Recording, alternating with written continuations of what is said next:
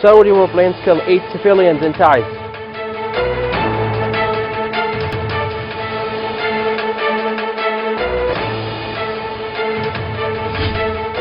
New Saudi raids on several government raids.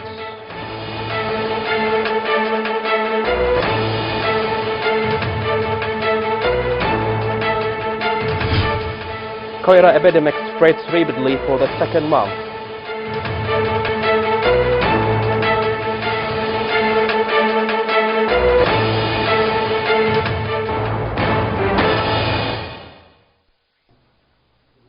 Good evening and welcome to Yemen Today's News. I'm Ali Nasser al-Khamri.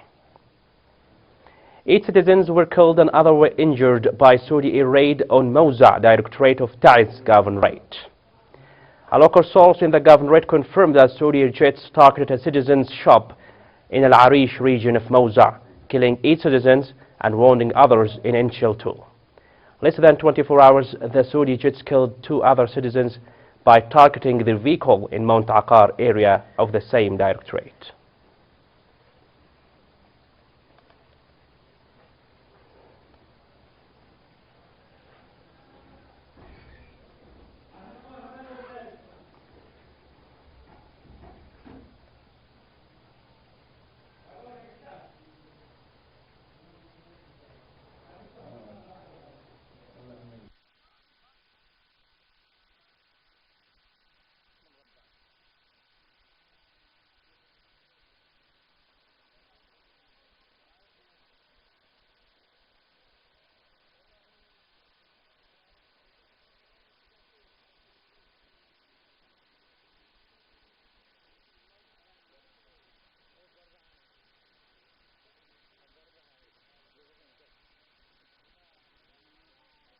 Saudi warplanes resumed their attacks on Nehem Eastern district east of Sana'a Governorate. Local sources in the district told Yemen Today channel that the Saudi military aircraft waged 2 strikes on the Aqran area and with other 3 strikes on the areas of Bani Bariq and Harib Nehm. The Saudi warplanes launched in the last 2 days heavy bombardment on Al Hawl and Yam areas of the same district. The Saudi air jets continued their attacks on Sa'da Governorate north of Yemen. Local sources reported that Saudi warplanes waged new strikes on the Shada Western District area. The Saudi warplanes targeted with 4 strikes Taqiya area of Majaz Directorate and with 1 more Al-Malahid of Al-Zahir Western Directorate. In Munabbah District, the Saudi border guard shelled the region of Al-Sheikh and Al-Umar with heavy artillery, causing damages to the private properties.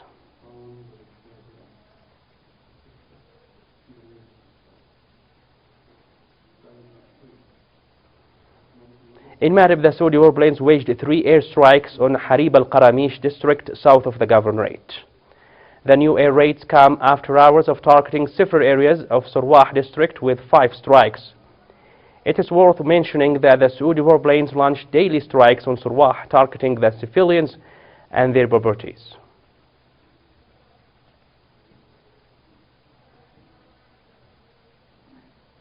The enemy's jet fighters resumed attacking bordering directorates northwest of Hajjah Governorate. According to local sources there, the Saudi warplanes launched 7 airstrikes on Harab and Midi, hours after targeting the same directorates with 13 strikes. Both Harab and Midi are under frequent attacks by Saudi-led coalition, turning it into ghost towns.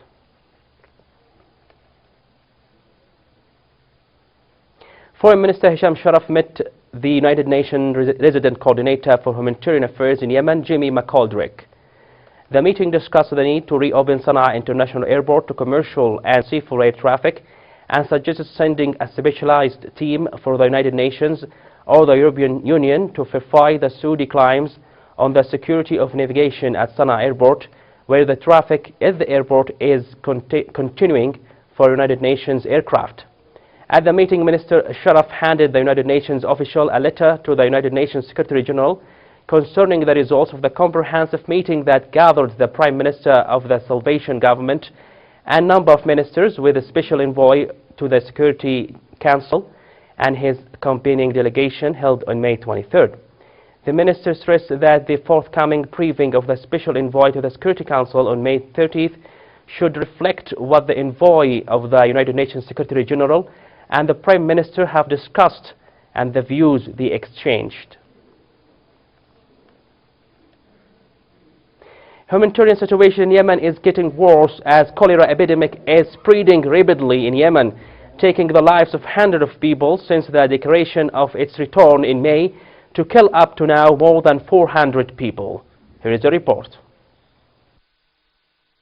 Cholera swept most parts of Yemen in a recorded period after it was first recorded in October last year to reappear at a frightening speed in most parts of Yemen, taking the lives of hundreds of people infected with it due to the lack of treatment, medicines and floods. And since last October, more than 61,000 cases have been registered with the disease. The peak of the outbreak of the disease was in November last year, where the number of infected then was about 25,000 cases, including 120 deaths at the rate of 10 people per 10,000. Mostly children under the age of 5. The disease reappeared again, this time in May, with more than 32,000 people and 320 people dead.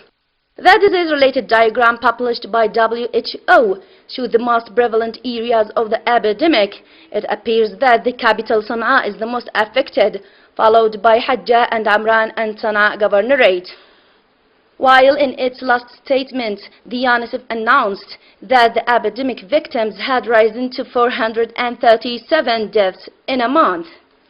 The Yemeni cities suffer from poor health conditions in the light of the continued siege and the refusal of access to medicine and food since the beginning of the aggression led by Saudi. The Ministry of Health also warned of an increased risk of cholera epidemic and the cases despite efforts to combat the spread of the disease. Many Yemeni families live in extreme misery due to the Saudi war and siege for the third year in a row. Yemen Today tried to spot the light on some of those difficult situations in this report. Some families in Yemen received Ramadan with empty pockets. An old woman, Hasna, suffering from starvation and age, counts her grandchildren who are orphans in a Sayyad neighborhood downtown the capital, and they have nothing to eat. My son's wife died from cancer. Her 4 children live with me for 7 years. I'm their grandmother and mom. There is nothing here to eat. The grandchildren of Hasna and her daughters were embarrassed to appear before the camera because their pride would not allow them to show their needs. So the old woman explained their suffering from the economic crisis that affects them too bad for more than 2 years. Saudi terrorism is behind every miserable situation. Ramadan is a holy month. God bless everyone. We have nothing here. We ask for some bread. Mercy and interdependence are a religious and humanitarian obligation to others, but such cases which surprise those who visit her and see her empty kitchen need to be solved so life goes on. This humble family is like dead walking on the ground. You see, she has no food. She asks for some bread. She can't pay the rent of her house. Many arrange for the holy month of Ramadan, but this old woman has no arrangements to stay alive. Saudi terrorism must be stopped. The Saudi-led coalition used in its aggression many ways of destruction. In this coming report, we bring light to the aggression use of banned weapons and bombs on the agriculture sector.